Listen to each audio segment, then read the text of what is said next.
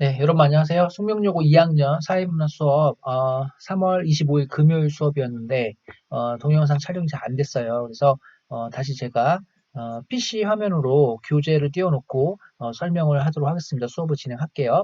1교시, 2교시 나눠서 진행하도록 하고요. 지금 1교시 진행하겠습니다. 자, 우리 교재 펴주시고요. 교재는 지금 9쪽부터 하겠습니다. 네, 9쪽이에요. 자, 9쪽에 보시면 우리가 첫 시간에 그 기능론, 갈등론, 상징적 상호작용 세 가지 배웠는데요. 예, 요거 위에 보시면 여기는 지난 시간 했어요. 그래서 교육제도에 대해서 기능론, 갈등론, 그 다음에 상징적 상호작용 이렇게 세 가지 관점이 있는데요. 기능론 같은 경우 요 도움말을 좀 참고하세요. 기능론은 각 사회 제도가 사회 전체를 위해 수행하는 유익한 역할이 있다. 즉 기능이 있다. 그래서 기능론이고요. 갈등론은 모든 사회 제도는요. 지배 집단의 이익을 보호하기 위한 수단이다. 이렇게 봐요. 그러니까 지배 집단에게 유리하게 제도가 만들어져 있다. 상징적 상호작용은요. 각자가 처한 상황에 따라 그러니까 개개인이 그죠? 구성원 개인이 각자 처한 상황에 따라 교육제도의 역할이나 의미가 달라져요. 의미 부여가. 예, 이런 것들은, 그러니까 개인을 강조하는 것은 개인의 의미 부여를 강조하면 상징적 상호작용 되겠습니다.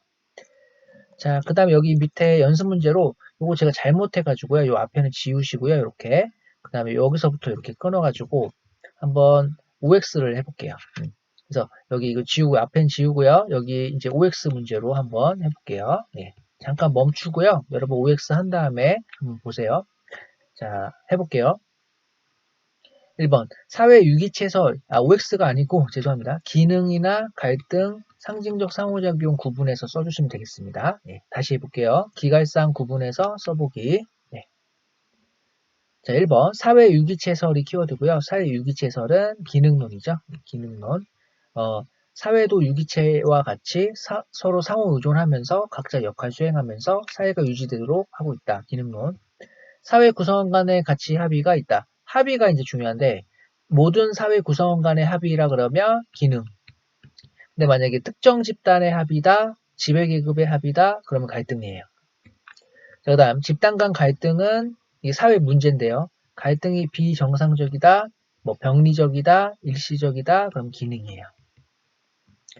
자, 그 다음 사회 질서를 회복하는 힘이 내재한다는 입장에 대해서 부정적이다. 다시 사회 질서를 회복하는 힘이 내재한다는 입장에 대해서 부정적이다 그랬으니까 이거는 갈등이에요. 자, 그 다음에 사회 구조에 대한 이해. 사회 구조에 대한 이해는 다른 말로 거시적인 관점이다. 이런 뜻이에요. 거시적인 관점. 사회 구조를 중요시하면 개인보다 사회 구조, 사회 전체를 중요시하면 거시적 관점. 자, 이거는 기능하고 갈등이죠. 네. 자, 이렇게 기억하시면 되고요. 여기 오른쪽에 OX 스피드 개념 퀴즈 있죠? 퀴즈 있는데요. 이것도 기갈상 구분하기 한번 잠깐 멈추고요. 해보세요. 먼저 7번까지 한번 해보죠. 자, 이제 저는 해보겠습니다. 1번. 교육제도는 사회가 필요로 하는 구성원을 양성하는 역할을, 즉 기능을 담당하고 있다. 제도가 역할 기능이 있다. 그러면 기능론이죠. 2번. 교육제도와 학교에서의 상호작용이 갖는 의미가 사람마다 다르다. 개개인 구성원마다 다르다. 그러면 상징적 상호작용. 상상론. 학교는 사회 전체 필요에 부합하는 가치관과 지식을 전수한다. 사회 전체의 필요에 부합하는 거니까 기능론이죠. 만약에 특정 집단의 필요, 지배계급의 필요에 부합한다 그러면 갈등론이에요. 그래서 맞아요. 그 기능론이고요. 그다음 4번 교육제도는 현존하는 불평등을 정당화하고 계급을 재생산한다. 키워드예요. 계급을 재생산하는 수단이다. 그러면 갈등론. 교육제도는 학생 개개인의 능력 및 학업 성취도에 따라 인재를 선별하여 사회 각 분야에 진출시킴으로써 사회 발전에 이바지한다. 이거 기능론이죠. 6번 각자가 처한 상황에 따라서 교육제도 역할의 의미에 대해서 주관적으로 이해한다. 각자 개인마다 주관적으로 이해를 한다. 그러면은 이제 상징적 상호작용. 교육제도는 지배집단의 이익을 보호하기 위한 수단이다. 지배집단의 이익을 보호하기 위한 수단, 뭐 계급 재생산을 위한 수단, 그럼 갈등론. 네. 자, 됐죠? 자, 밑에 OX 퀴즈도 한번 해볼게요. 멈춰놓고 해보세요. 자, 저 해보겠습니다. 1번. 갈등론은 사회 유기체설을 바탕으로 한다. 틀렸어요. 기능론이죠. 기능론은 사회 구성원 간 가치의 합의. 모든 구성원의 합의라 그러면 기능. 그죠? 그래서 맞아요. 특정 집단의 합의, 지배계급의 합의면 갈등이에요. 기능론은 집단 간 갈등이 비정상적이다. 같은 말, 이제 병리적이다, 일시적이다, 예외적이다. 맞아요.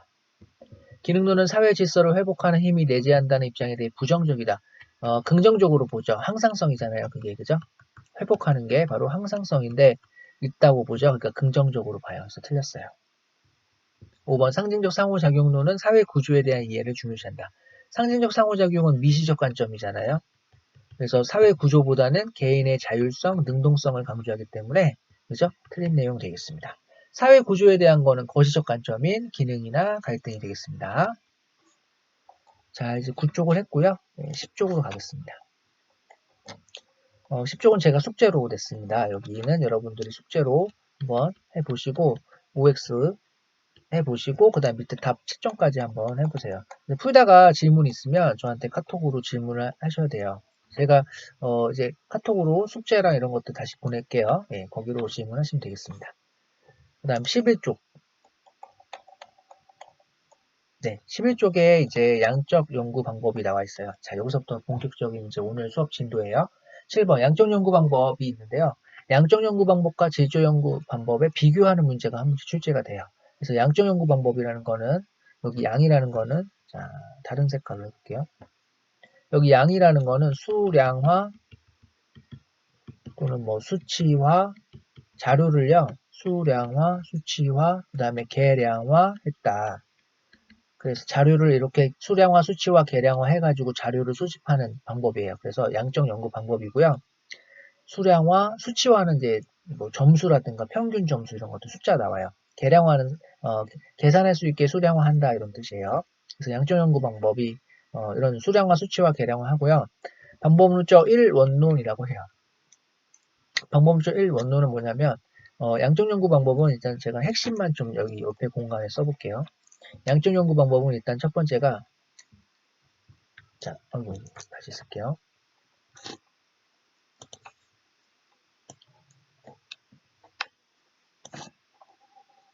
네. 자, 다시 쓸게요. 예. 첫 번째가 방법론적 이론론이에요. 방법론적 1원론. 방법론적 1원론은 뭐냐면 자연현상과 사문현상은 같다. 공통점이 있었죠. 우리 첫 시간에 했는데요. 자연현상과 사문현상의 공통점은 보편성, 그 다음에 인과관계, 그 다음에 경험적 자료 수집, 그 다음에 과학적 연구가 가능하다. 이런 것들이 있었어요. 그 중에서 인과관계에 초점을 맞춰요. 자연현상이나 사회문화현상은 인과관계가 공통적으로 있으니까 자연현상에서 연구하는 방법을 사회문화현상에도 연구를 할 수 있다. 그래서 방법은 하나다. 이런 뜻이에요. 자연현상에서 연구하는 방법을 사회문화현상에도 연구하자. 인과관계가 있으니까. 그죠? 그래서 양적 연구는 인과관계를 찾아내는 게 목적이에요. 인과관계 또는 상관관계. 상관관계를 찾아내는 게 목적이에요. 두 번째는 양적 연구는 특징이 자료를 수집하는데요. 연구자가. 그 자료를 수집할 때 어떤 걸 쓰냐면 질문지법, 이제 뒤에 가면 배워요. 그 다음에 실험법을 써요. 이 두 가지를 씁니다. 그다음 자료 수집한 다음에 이렇게 그죠? 자료 수집을 하는데 이제 측정을 한단 말이에요. 측정.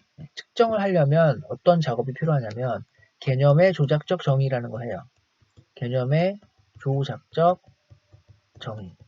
요거 이제 뒤에 가서 할 건데 개념의 조작적 정의라는 건 원래 처음에 추상적인 개념이거든요. 추상적 개념. 추상적 개념을 측정을 해야 되잖아요. 지금 그죠? 그러니까 수량화, 수치화 한단 말이에요. 그래서 측정하려면 구체적 개념으로 바꿔줘요. 구체적인 개념. 뭐 소득이라는 건 추상적 개념이거든요. 소득을 어떻게 바꾸냐면 연봉, 월급 이런 식으로 바꿔줘요. 또 성적 이런 건 추상적 개념이에요. 그죠? 성적. 그러면 그거를 구체적으로 등급이라든가 점수로 바꿔주면은 측정을 할 수 있어요. 그래서 그렇게 바꿔주는 거를 개념의 조작적 정의라고 해요. 양적 연구는 이렇게 개념의 조작적 정의를 해야 돼요. 그런 다음에 이제 법칙을 만들고요. 이걸 가지고 법칙을 만들어서 일반화하는 게 양적 연구의 목적이에요. 이게 목적이에요. 자, 세 번째 아주 중요한데요. 양적 연구는요, 객관적인 연구가 가능해요. 객관적 연구가 가능하다. 이렇게 세 가지가 특징이에요. 이 세 가지를 잘 기억하시면 되는데, 자, 객관적 연구가 가능하다는 거는 양적 연구는 연구자와 연구 대상자가 분리되어 있어요. 이렇게 연구자와 연구 대상자를 분리시켜요. 이렇게 그래서 이렇게 분리시켜요. 그리고 연구 대상자가 어떤 행위를 할 텐데 그 행위에는 사실이 있고 겉으로 드러나는 그리고 가치가 있어요. 그 행위를 하는 사람의 가치가 들어가 있어요. 행위에는 그죠? 근데 이 사실과 가치를 이것도 구분을 해요. 이렇게 분리를 해요. 그런 다음에 가치는 보지 않고요. 사실만 이제 연구자는 보는 거예요. 이렇게 드러나는 사실만. 네.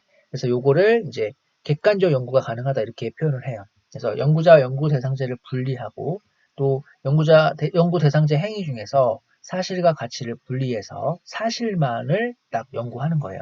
연구자의 주관은 전혀 개입되지 않죠. 그래서 그러니까 이렇게 분리됐기 때문에 객관적 연구가 가능하다 이렇게 표현해요.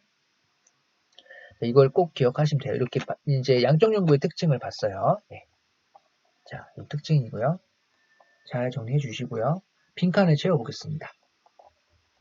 양적 연구 방법은 방법론적 이론론이다. 그죠? 그리고 경험적인 자료. 연구자가 직접 경험한 자료를 바탕으로 우리 사회문화현상과 자연현상의 공통점이었죠. 그리고 계량화한다 이 단어가 나오면 양적 연구죠. 계산할 수 있게 양으로 바꿔서 사회문화현상의 인과관계를 설명하고 있죠. 맞죠? 인과관계 또는 상관관계를 설명한다 그러면은 양적 연구예요. 보편적인 법칙을 발견하는 게 양적 연구의 목적. 법칙을 발견해서 일반화하는 게 목적이에요. 그래서 전제에 보면 방법론적 이론론이라고 해요. 별표. 그죠? 이원론이 이제 질적 연구고 이론론은 양적 연구. 사회문화 현상은 자연 현상과 본질적으로 다르지 않고 자연과학적 탐구 방법을 사회문화 현상에 적용하는 것이 가능하다. 그러니까 방법은 하나예요. 그래서 이론론이에요. 목적은 사회문화 현상에 내재한 규칙성이 뭐예요? 상관관계죠. 상관관계. 그 상관관계를 발견해서 일반화하고 법칙 만드는 게 목적이에요. 자, 입장 볼게요. 자연현상과 마찬가지로 사회문화 현상에 대한 측정. 그러니까 측정하기 위해서 이제 개념의 조작 적정이라는 거를 꼭 거쳐야 돼요. 그리고 계량화, 통계적 분석이 가능하다. 별표. 2번, 자연현상과 마찬가지로 사회문화 현상에도 인과관계가 존재한다. 맞죠? 3번, 사회문화 현상에도 일반화가 가능하고 법칙을 발견할 수 있다. 4번 중요한데요. 연구자의 주관적 가치를 빼요. 배제해요. 그러니까 이게 분리하면 여기서 연구자와 연구 대상자를 분리했잖아요. 사실과 가치를 분리하잖아요. 이게 이제 주관적 가치를 배제하는 거예요. 과학적인 연구 방법과 절차를 통해 사회문화 현상의 연구에서 발표하세요. 객관성을 확보할 수 있다. 어떻게 하면서? 연구자와 연구 대상자를 분리하면서 사실과 가치를 분리하면서 사실만 연구하면서 객관성을 확보할 수 있다. 이렇게 기억하시면 되겠습니다. 장점은요, 가설 검증과 법칙 발견이 유리해요. 참고로 여기 가설 있죠? 가설이 있으면은 양적 연구예요. 질적 연구 방법에는 가설이 없어요. 그리고 법칙 발견이 유리하고요. 그 다음에 어떤 연구예요? 객관적 연구죠. 예. 연구자의 주관이 개입되지 않는 객관적인 연구가 가능합니다. 그 이유는 연구자와 연구 대상자를 분리하니까. 그죠? 그래서 정확하고 정밀한 연구가 가능하고 한계는 인간의 정신적인 영역과 같이 계량화하기, 수치화하기 어려운 그 분야는 연구하기 어렵겠죠. 뭐 친구 사이의 우정, 뭐 부모와 자식 간의 사랑 이런 거. 심층적이지 않은 그러니까 깊이 있는 연구가 아닌 피상적인 연구에 그칠 우려가 있어요. 그러니까 겉으로 드러나는 모습만 확인하는 거죠. 어떤 결과의 원인만 확인하는 거죠. 그 행위를 하는 사람의 동기, 주관, 가치 등은 관심이 없고요. 그 사람이 겉으로 드러나는 모습만 겉모습, 외면적인 모습만 연구를 하게 돼요. 그래서 피상적 연구에 그칠 우려가 있다 이렇게 표현합니다. 자, 밑에 요거 교과서 자료인데요. 우리나라 출산율이 낮아진 것은 경제활동을 하는 여성의 비율이 높아졌다. 그러면서 이제 1번에 위 자료를 통해 여성 고용률과 출산율 간의 관계잖아요. 그러니까 이런 거를 이제 인과관계 또는 상관관계라고 합니다. 이런 거를 연구하는 게 바로 상관관계를 연구하는 게 바로 양적 연구 방법이에요. 그래서 2번 물체의 질량과 낙하 속도 간의 관계 이것도 이제 자연현상에서의 인과관계잖아요. 자연현상에서 이런 연구를 사회문화 현상도 그대로 가지고 올 수 있는 거예요. 왜냐하면 인과관계가 똑같이 있으니까 그죠? 두 변인 간의 관계를 파악하다는 점에서 공통점이 있다. 그죠? 측정과 계량화된 자료를 수집하여 두 변인 간의 관계, 이게 중요하죠. 그죠? 상관관계를 파악하는 게 바로 양적 연구예요. 자, 됐죠? 예. 그 오른쪽에 체크 이 단어도 중요한데요. 주관식으로 나올 수 있어요. 독립변인과 종속변인인데 독립변인이 바로 원인이에요. 이게 독립변인이 원인이고 그 다음에 종속변인이 결과가 되겠습니다. 결과. 그래서 원인이 뭐냐면 원인이 자녀의 이제 부모의 소득이 높을수록 결과가 자녀의 성적이 높을 것이다. 이런 것도 있죠. 그래서 이렇게 영향을 주는 게 원인이고 영향을 받는 게 이제 결과예요. 그래서 원인을 뭐라고 하냐면 독립변인, 그 다음에 결과를 종속변인 이렇게 이제 표현해요. 이거 외우세요. 네. 그다음 일반화는 뭐냐면 전체를 다 조사를 못하니까 이제 대표를 뽑을 거예요. 표본을 뽑는데 그 표본의 결과를 가지고 전체에 적용하는 거죠. 예를 들면은 청소년이 있어요. 연구자가 궁금한 게 우리나라 전체 청소년인데 이 청소년이 되게 많잖아요. 다 조사를 못해요. 그래서 청소년 중에서 서울시 고등학생 이렇게 그 다음에 그 중에서도 200명을 뽑았어요. 이렇게 뽑아요. 네. 그래서 보면 1번, 2번, 3번 이렇게 청소년을 뭐라고 하냐면 모집단이라 그래요. 그러니까 이 연구자가 궁금한 전체예요. 전체를 모집단이라고 하고요. 너무 많으니까 청소년 전체 전수 조사하기 힘들죠. 그래서 표본 대표를 뽑아요. 서울시 고등학생 중에서 200명을 실제로 조사했어요. 그럼 이거를 200명을 뭐라고 하냐면 표본이라 그래요. 대표죠, 대표. 근데 조심할 건 2번인데요. 2번은 서울시 고등학생의 우리 문제 풀 때 이렇게 밑줄 쳐 있어요. 그럼 이거는 모집단도 아니고요. 표본도 아니죠. 그러니까 함정이에요. 그냥 2번은 조심해야 돼요. 실제 조사한 200명. 서울시 고등학생도 몇천 명 있을 건데 그 중에서 실제 조사한 200명이 표본이에요. 표본. 그래서 2번 함정이라는 거 조심하시고 실제 조사한 200명이 표본이다. 그러면 표본을 가지고 연구를 했어요. 그 결과가 나오겠죠. 그죠? 그 결과가 나와요. 그죠? 그 결과를 이제 어떻게 해요? 그 결과를 여기 청소년한테 적용을 하는 거죠. 전체 청소년한테. 200명에서 나온 결과를 전체 청소년도 그럴 것이라고 적용하는 거를 뭐라고 하냐? 이게 바로 일반화예요. 일반화. 됐죠? 그러니까 여기서 우리가 알 수 있는 거는 일반화라는 거는 모집단에서 표본을 잘 뽑아야 되겠구나. 그죠? 그래서 표본의 대표성을 잘 확보해야 되겠구나. 이거예요. 이거 중요해요. 네. 그러니까 이따가 나오겠지만 가설을 설정한 다음에 나중에 연구 끝나고 가설을 수용했다고 해서 일반화를 할 수 있는 게 아니에요. 가설 수용 여부와 상관없이 표본의 대표성이 중요해요. 표본을 잘 대표해서 뽑았는지가 되게 중요합니다. 알겠죠? 그래서 표본 대표성 확보할 때 유의점이 있는데요. 어떤 거를 조심해야 되냐면 첫 번째는 지역을 잘 골고루 해야 되고요. 두 번째 나이대, 연령이 다 골고루 있어야 되고요. 세 번째가 성별이에요. 지금 보시면은 청소년에서 서울시 고등학생만 했어요. 그러니까 지역에서 걸리잖아요. 서울시 말고 다른 지방은 다 뺐어요, 지금. 그죠? 골고루 해야 되는데. 그래서 이게 대표성이 없는 거예요, 지금. 200명이. 또 고등학생만 한 것도 걸리죠. 그죠?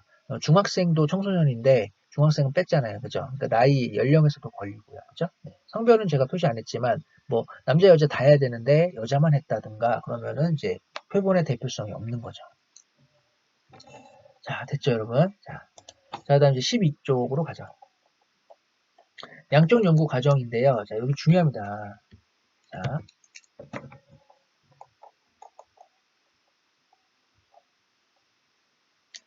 자, 여기 중요한데요. 자, 먼저 여기다 좀 필기를 해볼게요. 자, 먼저 순서가 중요한데요. 여기 지울게요.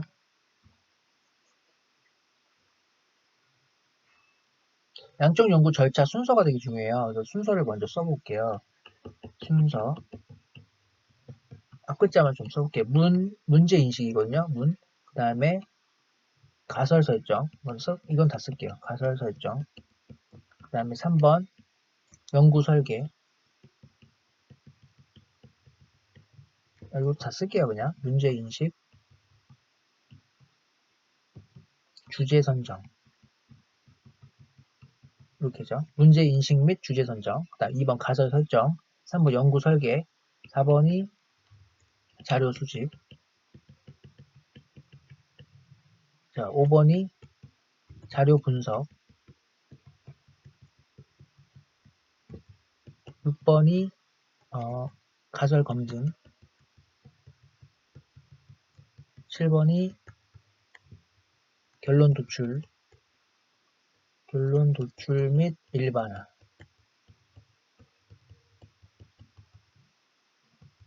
이렇게 있어요. 그죠? 그럼 여기서 여러분 순서를 외워야 돼요. 문, 가, 연, 자, 가, 결. 이렇게 외우세요.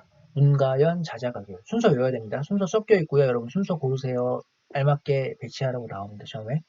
문, 가, 연, 자, 가, 결. 양적 연구의 순서예요. 양적 연구 절차. 그 다음에 이제 여기서 단계별로 조심해야 될 걸 써줄게요. 빨간색으로. 문제 인식 및 주제 선정. 여기서는 성찰적 태도가 필요합니다. 성찰적 태도. 성찰적 태도는 뒤에 가서 배우는데 연구자가 가져야 할 태도 4가지 중에 하나예요.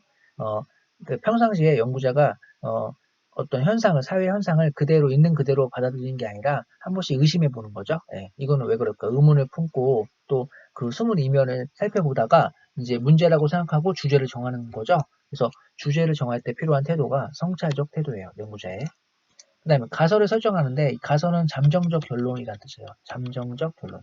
그러니까 맞을 수도 있고 틀릴 수도 있는 가설이죠. 그죠? 그러니까 그거는 연구를 해보면 이제 연구 결과 보면 알겠죠. 그래서 6번에 보면 가설 검증 단계가 있어요. 그래서 가설이 맞으면은 여기서 가설이 맞으면 수용, 가설이 틀리면 기각 이렇게 나오겠죠.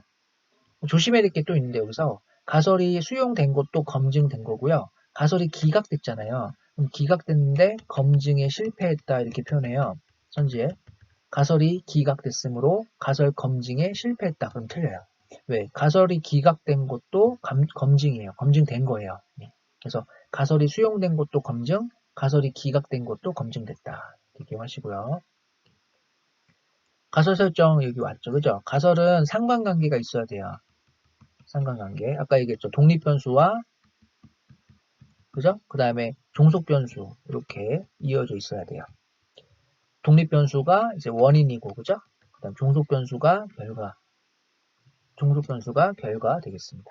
뭐 변인, 변수 상관없어요. 연구 설계에 여기서 중요한 게 있는데 개념의 조작적 정의를 여기서 해요. 개념의 조작적 정의라는 거 아까 했죠? 측정할 수 있게, 그죠? 측정할 수 있게 추상적인 개념을 측정할 수 있게 구체적인 개념으로 바꿔주는 거죠. 구체적으로 바꿔주는 거를 여기서 하는 거예요. 연구 설계 단계에서 한다. 아주 중요해요. 개념의 조작적 정의는 연구 설계에서 한다. 자료 수집은 지금 양적 연구니까 2가지를 쓰는데요. 질문지법을 쓰고요. 질문지법, 그 다음에 실험법을 씁니다. 실험법을 사용해요. 그 다음에 자료 분석은 통계 분석, 통계 기법을 사용하겠죠. 양적 연구니까. 됐고, 가설 검증은 2개가 있다. 수용, 기각. 기각도 검증한 거예요. 그 다음 결론 도출 및 일반화 있는데 여기 일반화가 중요하겠죠. 일반화는 자 보세요. 가설이 수용되면 일반화가 된다? 이거 틀려요. X예요, X. 다시 가설이 수용됐다고 일반화할 수 있다? 이러면 틀려요. 왜? 가설 수용 여부와 상관없어요. 일반화는. 일반화는요. 표본의 아까 했어요. 그죠? 표본의 대표성이 잘 확보가 돼야 일반화가 할 수 있는 거죠. 그죠? 그러니까 가설의 수용 여부와 상관없이 일반화는 표본의 대표성 여부에 따라서 이제 갈라지는 거예요. 알겠죠? 네, 잘 나와요. 자, 그 다음에 여러분 또 추가하면 여기 이제 가설 설정 있죠? 여기서부터 여기 가설 설정 여기서부터 이렇게 해서 자료를 수집해요. 그죠? 그럼 요거를 뭐라고 하냐면 여기는 연역적 과정이라고 해요. 연역적 과정. 가설이 결론인데 결론을 먼저 내고 그 다음에 자료를 막 찾아요. 그런 건 우리가 연역적 과정이라고 그래요. 근데 거꾸로 자료를 찾고요. 하나하나 찾고요. 마지막에 결론이 나와요. 이렇게. 그죠? 그러니까 결론이 처음부터 나오면 연역적 과정이고 자료를 찾고 결론이 마지막에 나오죠. 마지막에 결론이 나오면 이제 이거는 귀납적 과정이라고 해요. 귀납적 과정. 그러니까 양적 연구는 지금 이렇게 어느 과정을 보냐에 따라서 연역적이 될 수도 있고 귀납적이 될 수도 있어요. 다시 가설부터 자료 수집 결론을 먼저 내고 그 다음에 자료를 찾으면 연역적 과정. 자료를 하나하나 찾고 마지막에 결론을 찾으면 귀납적 과정. 이렇게 둘 다 있다. 그죠? 근데 이제 양적 연구는 가설이 있기 때문에 전체적으로 봤을 때는 양적 연구예요. 알겠어요? 양적 연구는 전체적으로 봤을 때는 연역적 과정이에요. 연역적. 자, 그 다음에 이제 마지막으로 쓸 게 또 있는데, 연구자의 가치가 개입되냐, 중립이냐 이건데요. 문제 인식 및 주제 선정에서는 가치가 개입되겠죠. 왜냐면 이 주제를 정하는 게 연구자니까 연구자의 가치가 개입된 주제가 나오겠죠. 가설도 마찬가지예요. 가치가 개입되죠. 연구자의 가치가 들어가고요. 설계할 때도 개념의 조작적 정의를 할 때 어떤 거를 구체적 개념으로 할지 가치가 들어가죠. 가치 개입. 자료 수집부터 여기서부터 중요한데요. 가, 결. 다시 한번 써볼게요.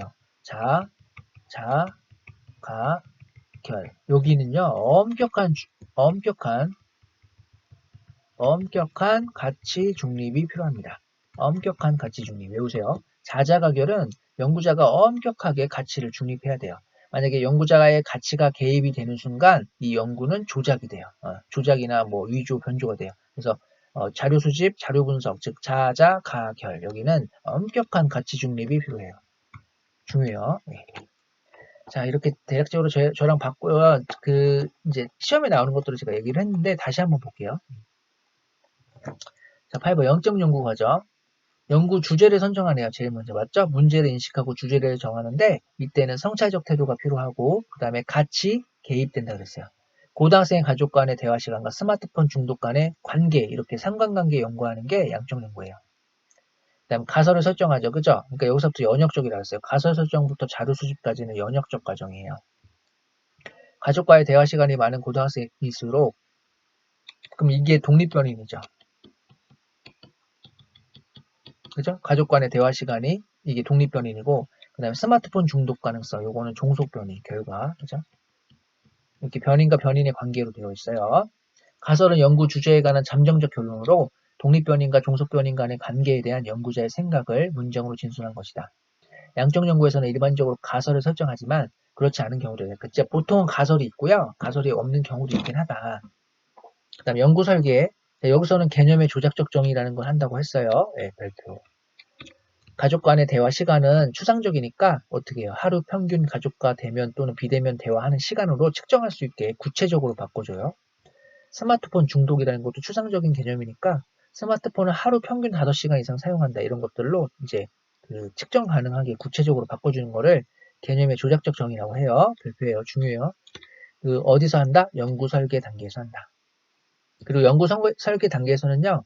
개념의 조작적 정의도 하고요. 그 다음에 자료 수집 대상도 정해요. 그리고 자료 수집은 어떻게 할지 방법을 정해요. 보통은 질문지법이나 실험법을 하겠죠. 자, 그 다음 내려와서 자료 수집에서는요. 조사 대상으로 선정된 고등학생들에게 설문지를 배포했어요. 키워드예요. 설문지라는 거는 질문지법을 했구나 알 수 있어요. 질문지법. 보통 질문지법이나 실험을 하죠. 그 다음 자료 분석하고요. 가설 검증 이거 아까 얘기했어요. 가설은 수용이나 기각이 있어요. 연구자가 세운 가설이 맞으면 수용이고요. 틀리게 나왔어요. 관련이 없거나 틀리게 나오면 기각이죠. 기각도 근데 검증된 거예요. 별표. 그 다음 결론을 도출하고 일반화한다 그랬어요. 그죠? 네, 결론 도출 및 일반화. 근데 그때 일반화는 가설 수용 여부와 상관없이 표본의 대표성 여부가 중요하다. 표본이 모집단을 잘 대표해야 된다. 자, 됐나요? 오른쪽에 가설 잠정적 결론이 있고요. 개념의 조작적 정의 중요해요. 별표. 추상적으로 진술된 개념을 측정할 수 있게 구체화하는 구체적인 개념으로 바꾸는 과정이에요. 자, 됐죠? 자, OX 퀴즈 잠깐 멈추고요. 해보세요.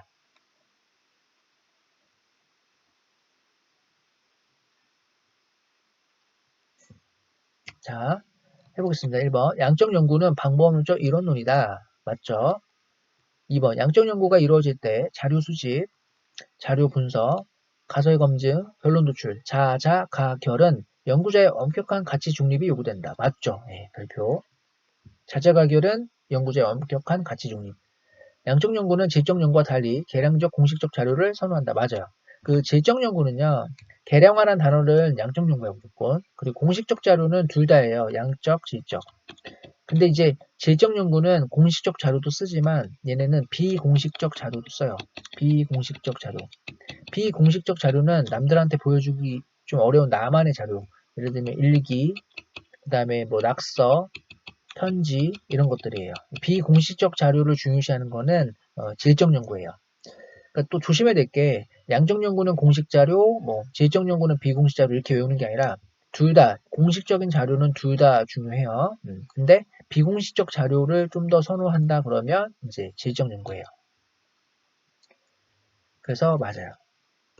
5번, 4번. 양적 연구에서 가설을 설정하고 자료를 수집한다. 그치? 가설이 먼저 나오고 결론이 먼저 나오고 자료를 수집하면 이거는 연역적이죠. 연역적. 수집된 자료를 통해 결론을 도출한다. 자료를 먼저 찾고 마지막에 결론이 나오면 이거는 귀납적이죠. 그죠? 이거 아까 여기서 했어요. 가설부터 자료 수집까지는 연역적. 자료 수집부터 시작해서 결론이 마지막에 나오면 이거는 귀납적. 그리고 여러분 이제 봐봐. 연역적은 이거는 설명한다고 표현해요. 연역적 설명. 그리고 귀납적은 기술한다라고 표현해요. 이렇게 달라요. 방식이. 연역적 설명, 귀납적 기술. 그리고 양적 연구 자체는 연역적이에요. 그러니까 이응, 알았지? 들어가니까. 그리고 질적 연구는 그 자체는 그냥 귀납적이에요. 가설이 없기 때문에 그래요. 그죠? 결론으로 나오죠, 마지막에. 5번. 양적 연구는 질적 연구와 달리 과학적인 연구 방법이다. 틀렸죠? 달리가 틀렸죠? X. 둘 다 과학적이에요. 양적 연구는 질적 연구와 달리 가치나 태도를 연구할 수 없다. 그 가치나 태도를 연구할 수가 있어요. 양적 연구도. X. 왜냐면 질문에 물어보면 돼요. 뭐, 귀하가 그 대통령에 대해서 어떻게 생각하십니까? 이런 거 가치를 물어볼 수 있어요. 뭐 주말에 즐겨보는 TV 프로그램 뭡니까? 이렇게 물어보고요. 태도, 뭐 교복에 대해서 어떤 태도를 취하십니까? 이렇게 그죠? 물어볼 수 있어요. 7번 양적 연구는 사회문화 현상에 대한 그죠? 피상적인 겉모습만 파악하고 심층적인 그런 깊이 있는 이해가 어렵다라는 거 맞죠? 그죠? 맞아요. 5예요. 그래서 5, 그 다음에 여기 X였죠? 네, 그리고 X, X, 5 되겠습니다. 자, 됐죠? 네, 다음 페이지 가겠습니다. 네, 이번에는 9번이에요. 질적 연구 방법 보겠습니다. 질적 연구는 아까 양적 연구랑 비교해서 잘 기억해야 되는데 양적 연구는 계량화, 수량화, 수치화해서 측정 가능하게 바꾼 다음에 법칙을 만들고 일반화하는 게 목적이에요. 근데 이제 질적 연구는 방법론적 이원론이라고 해서 요거는 이제 해석적 연구 방법이라 그래요. 연구자가 해석을 하는 거거든요. 이제 요것도 핵심을 제가 써보고 그 다음에 할게요. 여기다가 쓸게요.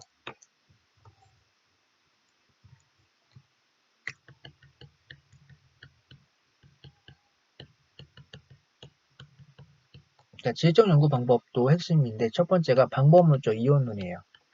방법론적 이원론이에요. 이거는 아까는 일원론이었어요. 양적 연구랑 비교해서 잘 기억을 하세요. 양적 연구는 방법론적 일원론, 자연현상의 연구 방법을 사회문화 현상에 그대로 쓴다. 근데 질적 연구 방법은 방법론적 이원론이라 해서 다른 방법을 쓰자. 이상할 때 이자예요. 그래서 다른 방법을 쓰자. 그러고요. 왜? 자연현상하고 사회문화 현상은 차이점이 더 많잖아요. 그죠? 공통점보다 차이점이 더 많은데 연구 방법을 다르게 해야 되는 거 아닙니까? 이제 대표적으로 사회문화 현상에는 가치가 있잖아요. 가치 함축, 그죠? 자연현상에는 가치가 없고 뭘 가치성이잖아요. 그래서 이 가치를 빼고 연구를 한다는 게 말이 안 된다. 그래서 이 가치를 연구하기 위한 방법, 질적 연구 방법이라는 거를 이제 새롭게 쓰는 거죠. 다른 방법을. 그래서 방법론적 이원론이고요. 두 번째, 그래서 자료를 수집하고요, 연구자가. 그죠? 그거를요, 해석하는 거예요, 해석. 또는 이제 직관적 통찰로 연구자의 직관적 통찰. 네, 요걸로 이제 해석을 하는 거예요. 요 키워드예요. 직관적 통찰이라는 거는 이제 질적 연구에서 하는 거예요. 아까 양적 연구는 개념의 조작적 정의라고 그랬잖아요. 네, 요건 이제 측정하게. 그다음에 여기 질적 연구는 직관적 통찰로 직관적 통찰은 연구자의 경험에서 나오는 어떤 해석이에요. 결론. 그러니까 이게 면접을 보고 참여 관찰을 해보고 연구자가 마지막에 해석을 하고 결론을 내리는 과정을 직관적 통찰이라고 해요. 그렇게 해서 그 이제 심층적으로 이해하는 거죠. 사회 그 행위자가 어떤 사회 현상을 한 거를 그 행위의 이면을 행위의 그 의미를 심층적으로 이해하는 게 포인트예요. 깊이 있게 이해한다 이 뜻이에요. 깊이 있게 이해한다. 어떤 것들을 이제 보냐면 3번 연구자와 이번에는 지적 연구는 연구자와 연구 대상자를 분리하지 않아요. 분리하지 않고 이 연구자와 연구 대상자가 이렇게 들어갔다 나갔다 해요. 그러니까 연구자가 연구 대상자가 입장에 처하기도 해요. 그러니까 이런 거를 우리가 감정이입적 이해라고 해요. 연구자가 연구 대상자의 감정에 이입해서 그죠?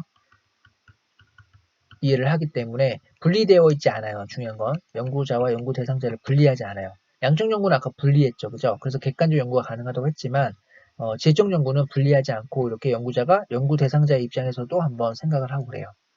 그런 다음에 연구 대상자가 행위를 하는데 어떤 행위를 했을 때 거기에는 사실과 가치가 있잖아요. 그죠? 네. 그러니까 이 사실 안에 가치가 들어있기 때문에 즉 어떤 가출 청소년이 가출을 했어요. 그러면 그 가출했다는 거는 사실인데 거기 안에는 가치가 있어요. 즉 가출 청소년의 어떤 가출의 동기, 가출했을 때 그런 그 주관 이런 것들, 생각 뭐 이런 것들이 숨어 있어요. 그죠? 그걸 보는 거예요. 지금 지적 연구는.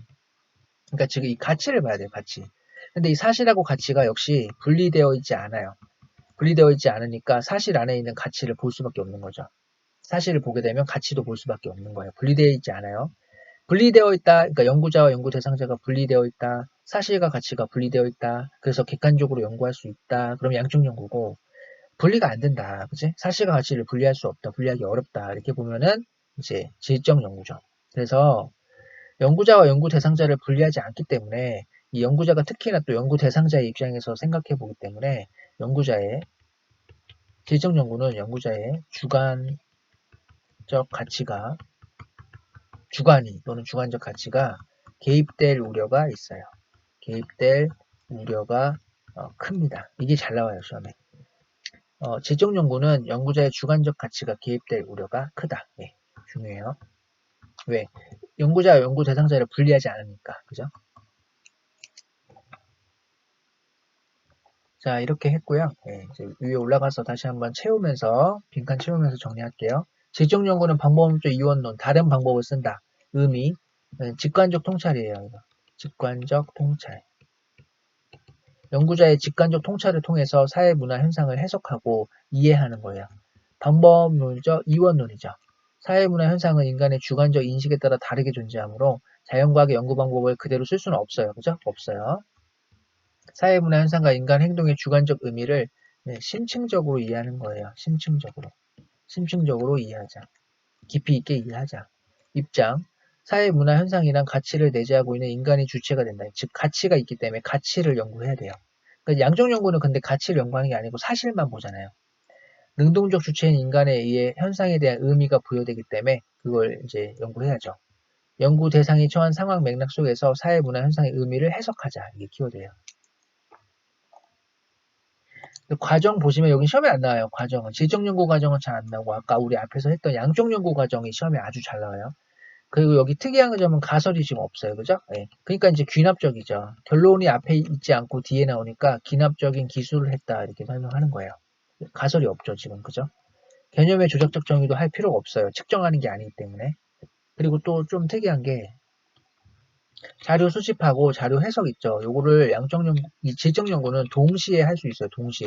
동시에 할 수 있다. 그러니까 이 단계가 끝나고 이걸 하는 게 아니라 동시에 가능한 게 질적 연구에서 가능해요. 동시에 할 수 있다. 즉 면담을 하면서 대답을 들으면서 바로 해석을 하는 거예요. 연구자가. 됐죠? 예. 그 다음에 자료 수집 방법은 이제 질적 연구는 주로 면접법을 써요. 면접법. 그 다음에 참여관찰법을 써요. 참여관찰법. 그러니까 양적 연구는 이제 질문지나 실험을 쓴다 그랬잖아요. 네, 질적 연구는 면접이나 참여관찰법을 씁니다. 그리고 여기 중요한 거 있네요. 네, 비공식적 자료를 수집한다. 이게 중요해요. 그러니까 일기, 낙서 이런 것들 있죠? 아까 얘기했던 거. 그러니까 비공식적 자료를 중요시한다 그러면은 질적 연구예요. 그렇죠? 네. 장점 및 한계 볼까요? 사회문화 현상에 대해 심층적인 이해, 즉 깊이 있는 이해가 가능하고요.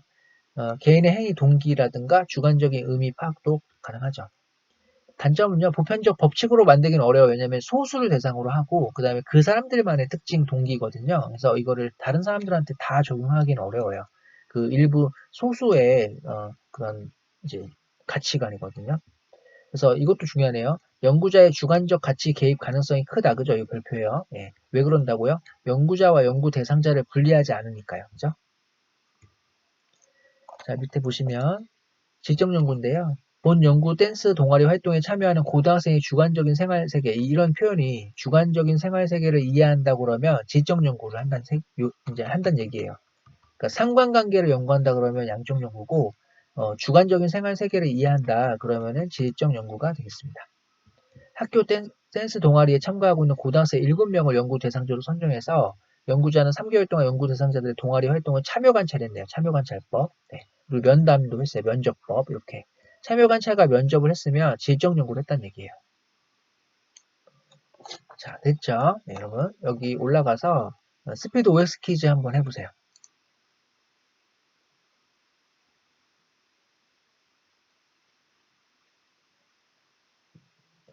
이제 맞춰보겠습니다. 스피드 OX 퀴즈예요. 1번 질적 연구는 사회 문화 현상이 지니는 규칙성과 법칙이래요. 이거는 양적 연구죠. 틀렸어요. 양적 연구. 규칙이나 법칙은 양적 연구고 질적 연구는 해석하는 게 심층적 이해가 포인트예요. 질적 연구는 사회 문화 현상에서 사실과 가치를 엄격하게 분리하기 어렵다. 그쵸? 분리하기 어려우면 질적 연구. 분리할 수 있으면 양적 연구. 맞죠? 미안. 5예요. 3번 질적 연구는 연구 대상의 상황 맥락 속에서 규정되는 의미에 대한 이해. 맞습니다.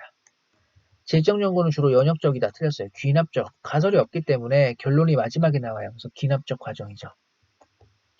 질적 연구는 현상을 설명하기보다 기술한다. 자, 여러분. 기술은, 봐봐. 설명은 연역적 설명이라고 했죠. 기술은 기납적 기술이에요. 그죠? 그럼 질적 연구는 기납적이니까 기납적 기술한다고 해야죠. 그죠? 맞죠? 설명하기보다 기술한다. 맞네요. 질적 연구는 연구 대상자가 구성해내는 생활세계에 초점을 준다. 맞죠? 질적 연구는 개인 행위에 담긴 동기를 내부자적 관점에서 파악한다. 감정이입해가지고 맞죠? 질적 연구는 일반적으로 자료 수집과 자료 분석이 거의 동시에 이루어지는 경우 많아요. 네, 맞아요. 질적 연구는 일기, 편지, 대화록, 관찰 일지 등의 이거 뭐라고 했어요? 이거 비공식적 자료. 비공식적 자료의 자료를 중요시 여긴다. 맞아요. 질적 연구는. 그쵸? 그렇다고 공식적 자료를 안 하는 게 아니에요. 공식적 자료도 하지만 비공식적 자료도 중요시한다. 이렇게 하면 돼요. 자, 됐죠, 여러분? 자, 1교시는 여기까지 하겠습니다. 네, 끊고요. 자, 2교시 할게요.